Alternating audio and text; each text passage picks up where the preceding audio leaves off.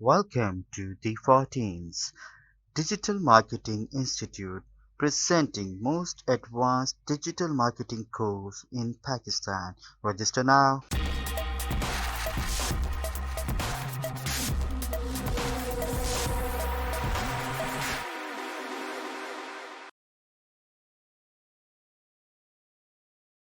अस्सलाम वालेकुम everyone. Adobe Photoshop की न्यू क्लास के साथ मैं साजिद हसन रिजवी और आपको जो है वो आज एडोब फोटोशॉप के कुछ नए टूल्स के बारे में बताएंगे। आज हम अपने पहले टूल की तरफ जाते हैं और टूल बार को डिस्कस करते हैं। और टूल बार में सबसे पहला टूल हमारा है मूव टूल। मूव टूल जो है ये जैसे कि आपको बाय डिफॉल्ट सामने नजर आ रहा है, इसकी शॉर्ट की है वी। अगर मैं अपने कीबोर्ड से वी प्रेस करूं या फिर मैं यहाँ पर अपना कर्सर लाकर तो इस पे क्लिक करूं तो ये हमारा मूव टूल कहलाता है। मूव टूल का काम है किसी भी ऑब्जेक्ट को मूव करना, ड्रैग करना, ड्रॉप करना, रीसाइज करना। आप ये देखिएगा, मैं यहाँ से एक और कैनवस से ये इमेज वहां लेके जाना चाह रहा हूँ तो मैं यहाँ से मूव टूल सिलेक्ट करूंगा। यहाँ पर इसको क्लिक करके होल्ड रखूंगा और ड्रैग करूंगा इमेज को अपनी इस लेयर के ऊपर, तो वो लेयर मेरी यहाँ पर आ गई है।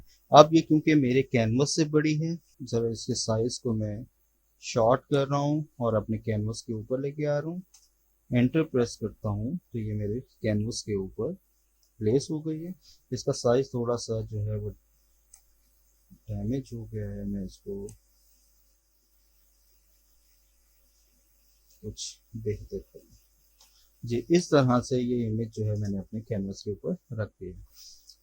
अच्छा, ये तो काम था मेरा मूव टूल का। इसके साथ ही अब हमें सिलेक्शन करना चाहता हूँ और सिलेक्शन करके इतना पोर्शन जो है मैं अलहदा करना चाहता हूँ यहाँ से। इस सिलेक्शन के अंदर मैं क्या करूंगा, मैं चाहता हूँ मुझे इतना ऑब्जेक्ट जो है ये अलहदा से अपने किसी सेक्शन पर लगाना है। तो मैं यहाँ से मार्के टूल लेता हूँ। मार्के टूल का क्या काम है, ये सिलेक्शन का काम देता है। जैसे ही मैंने मार्के टूल सिलेक्ट किया, ऊपर देखिए कुछ ऑप्शंस आ गई हैं मेरे पास सिलेक्शन की। अब ये सिलेक्शन ऑप्शंस कैसे यूज करते हैं ये मैं अभी आपको एक्सप्लेन करता हूँ। सबसे पहले यहाँ पर मेरे पास एक सिलेक्शन है फर्स्ट वन, तो ये मेरे पास है न्यू सिलेक्शन। मैं जैसे ही इसको सिलेक्ट करता हूँ तो देखिए ये मेरे पास एक सिलेक्शन आ गई, लेकिन अगर मैं इसको सिलेक्ट करूंगा तो पहली सिलेक्शन मेरी रिमूव हो गई है। मैं इसको सिलेक्ट करता हूँ तो मेरी पहली सिलेक्शन फिर रिमूव हो गई है। अब यहाँ पर अगर मैं मल्टीपल सिलेक्शंस करना चाहूँ तो मैं क्या करूंगा, ये बिल्कुल इस न्यू सिलेक्शन के साथ वाला बटन पे देखिए कि उसके ऊपर लिखा हुआ है ऐड टू सिलेक्शन। मैं यहाँ पे क्लिक करता हूँ। अब देखें जिस सिलेक्शन को भी मैं क्लिक करूंगा वो सिलेक्शन इसके साथ ऐड हो जाएगी।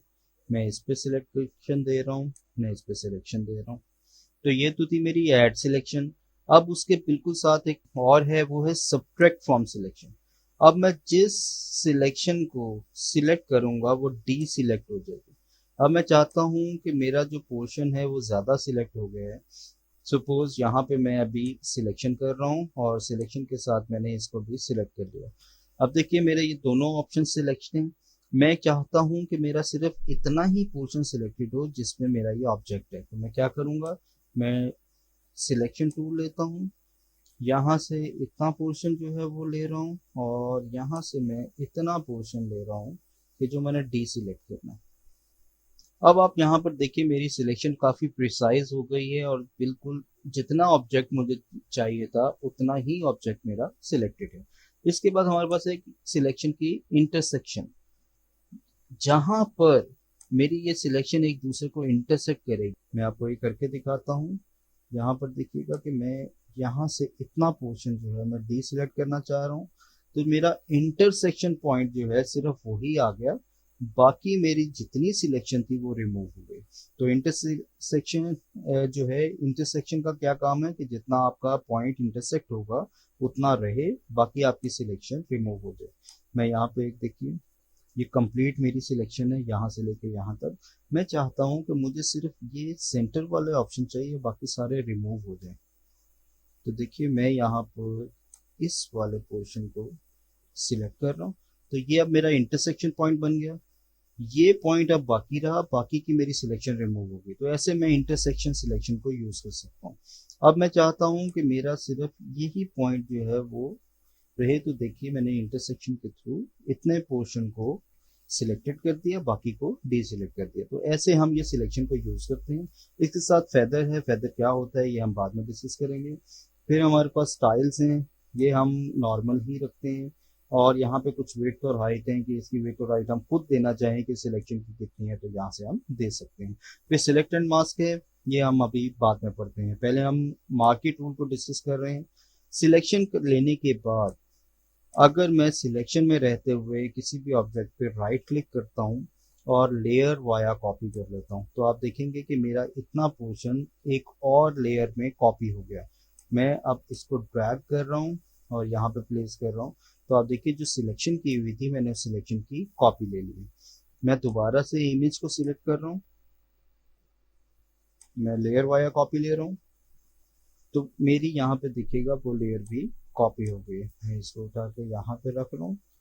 अब ये वाला ऑब्जेक्ट मेरा एज इट इज पड़ा हुआ है, ये जिस लेयर में था, लेकिन उसके साथ साथ मैं जो उनमें से ऑब्जेक्ट्स चाह रहा था वो निकाल के सेपरेट करता जा रहा हूँ। देखिए मैं इसकी लेयर ऑफ करूंगा तो यहाँ से ये शो होना बंद हो जाएगा और अगर मैं इनकी लेयर ओपन कर दूँ तो ये मेरे दो पॉइंट सेपरेट लेयर के ऊपर है। मैं इनको वापस यहाँ पे प्लेस कर रहा हूँ, उस लेयर को वापस तो ऑन कर रहा हूँ। अब मैं आपको बताता हूँ इसकी एक शॉर्ट की भी है। अभी तक हमने देखा था कि हम राइट क्लिक करते थे लेयर वाया कॉपी कर लेते थे, लेकिन अब हम ऐसा नहीं करेंगे। अगर मैं इसके ऊपर कंट्रोल जे प्रेस कर दूं वो मुझे ऑप्शन दे रहा है कि आपकी लेयर सिलेक्टेड नहीं है। ये दिखेगा, ये खास ख्याल रखिएगा कि जब भी हम फोटोशॉप में काम करेंगे जिस लेयर के ऊपर काम कर रहे होंगे वो लेयर सिलेक्टेड होना जरूरी है। अब ये लेयर 2 है तो मैं लेयर 2 के ऊपर क्लिक कर रहा हूँ। अब जब मैं यहाँ से कंट्रोल जे करता हूँ तो ये देखिए मेरा वो ऑब्जेक्ट न्यू लेयर के ऊपर आ गया, जबकि पहले वो इसको अप्लाई नहीं था करा क्योंकि वो उसकी लेयर सिलेक्टेड नहीं थी। तो ये मेरा एक ऑब्जेक्ट यहाँ से डिफर कर गया। तो इस तरह से हम फोटोशॉप के अंदर सिलेक्शन टूल की मदद से अपने ऑब्जेक्ट्स को डिफर कर सकते हैं। फिर मेरे पास मार्की टूल के अंदर एक एलिप्टिकल मार्की टूल है। एलिप्टिकल मार्की टूल जो है वो सर्कुलर फॉर्म के अंदर सिलेक्शन करता है। ये स्क्वायर फॉर्म में कर रहा था, ये सर्कुलर फॉर्म में करेगा। मैं अपनी लास्ट लेयर को ज़रा हाइड कर रहा हूँ ताकि आपको जो है वो इमेज बेहतर नज़र आ सके। लेयर सिलेक्ट करता हूँ और कंट्रोल जे करता हूँ, उससे क्या हुआ मेरा ये जो फॉर्मेट है ये भी कॉपी हो गया। लेकिन देखिएगा कि पहले जो मेरी सिलेक्शन थी वो कुछ स्क्वायर और रेक्टेंगल फॉर्म में थी, लेकिन अब जो मेरी सिलेक्शन है वो ओवल फॉर्म में है। फिर मेरे पास यहाँ पे सिंगल रो है और सिंगल कॉलम है। सिंगल रो और सिंगल कॉलम आपको पता है कि ये कैसे यूज करते हैं। ये सिंगल रो का मतलब एक कंप्लीट रो को सिलेक्ट करते हैं और सिंगल कॉलम का मतलब ये है कि ये पूरे कैनवस के अंदर एक कॉलम को सिलेक्ट कर दे। तो इस तरह हम ये अपनी सिलेक्शन करते हैं। अच्छा, अगर यहाँ पर मैंने सपोज सिलेक्शन करनी थी इस तरह से और मेरी सिलेक्शन हो गई इतनी, मैं अपनी सिलेक्शन को रिमूव करना चाहता हूँ तो मैं क्या करूँगा। मेरी सिलेक्शन रिमूव होगी, मैं अगर अपने कीबोर्ड से कंट्रोल डी प्रेस करूँगा। जैसे ही मैं कंट्रोल डी प्रेस करूँगा मेरी सिलेक्शन जो है वो रिमूव हो जाएगी। आप ये देखिए यहाँ पे ये मेरी सिलेक्शन है, मैं कंट्रोल डी प्रेस कर रहा हूँ तो मेरी सिलेक्शन रिमूव हो चुकी है। इसी तरह यहाँ पे एक और चीज़ मैं आपको बताता चलूँ कि अब फेदर क्या से अप्लाई करते हैं। मैं यहाँ पे इलेक्ट्रिकल टूल लेता हूँ। टूल लेने के बाद मैं इस जो पिक्चर है इसको यहाँ से सिलेक्ट कर रहा हूँ और अब मैं इसके ऊपर राइट क्लिक कर रहा हूँ सिलेक्शन मेन्यू में रहते हुए। जैसे मैं राइट क्लिक करूंगा वो मुझे यहाँ पे कुछ ऑप्शंस दे रहा है। यहाँ पे ऑप्शंस देखिए, इसमें मैं यहाँ पे फेदर में जाऊंगा। फेदर में जाने के बाद इसके ऊपर मैं तकरीबन 10 जो है वो फेदर की वैल्यू अप्लाई करता हूँ। ये बहुत थोड़ी वैल्यू है, लेकिन अप्लाई करने के बाद मैं इसको नई लेयर में कन्वर्ट करूँ। पहले मैंने इसकी लेयर सेलेक्ट नहीं की हुई, मैं इसको न्यू लेयर पे कन्वर्ट करूँ। अब आप देखिएगा कि जब इस ऑब्जेक्ट को मैं ड्रैग करके यहाँ लेकर आऊंगा तो इसका बैकग्राउंड कुछ फेदर अप्लाई हुआ है। उसकी साइड्स जो है वो कुछ जो है उसके ऊपर एक ब्लेंडिंग मोड अप्लाई हो गया और बैकग्राउंड कुछ हमें ब्लेंडेड ब्लेंडेड नजर आ रहा है। मैं अगर इसकी बैकग्राउंड के ऊपर ज़रा कुछ और कलर अप्लाई कर दूं तो ब्लैक कर देते हैं। ये देखिए मैं यहाँ से आपको जूम इन करके दिखा रहा हूँ कि अभी तक जो मैंने ऑप्शंस यहाँ पर यूज़ की थी ये मेरा बिल्कुल शार्प एज आया था, ये भी इमेज शार्प एज आया था, स्क्वायर में भी मेरा शार्प एज आया था। लेकिन फेदर अप्लाई करने से मेरा जो बैकग्राउंड इमेज है वो कुछ मर्ज हो गया बैकग्राउंड के साथ। ऐसा लग रहा है जैसे ये बिल्कुल मर्ज है, ये बिल्कुल सेपरेट लग रहे हैं। तो इस तरह हम फेदर अप्लाई करते हैं ताकि उसके जो साइड्स हैं, जो कॉर्नर्स हैं, वो कुछ उनमें सिम वो जो है वो बैकग्राउंड के साथ कुछ मर्ज हो जाए, उसके अंदर कुछ ट्रांसपेरेंसी आ जाए। और ये ट्रांसपेरेंसी अप्लाई करने के लिए हमें थोड़े से इफेक्ट डालने के लिए हम ये अप्लाई करते हैं फेदर को। तो देखिए कि फेदर अप्लाई करने से कितना खूबसूरत इम्पैक्ट आया है एक इमेज के अंदर। यहाँ पे भी वही इमेज था जो मैंने अप्लाई किया है और पहले भी वही इमेज था जो मैं अप्लाई कर रहा था। तो इस तरह हम अपने किसी भी टूल को सिलेक्शन टूल की मदद से उसको क्रॉप कर सकते हैं, उसको नई लेयर पे कन्वर्ट कर सकते हैं। आई होप आज की क्लास आपको पसंद आई होगी जिसमें हमने मार्केट टूल डिस्कस किया।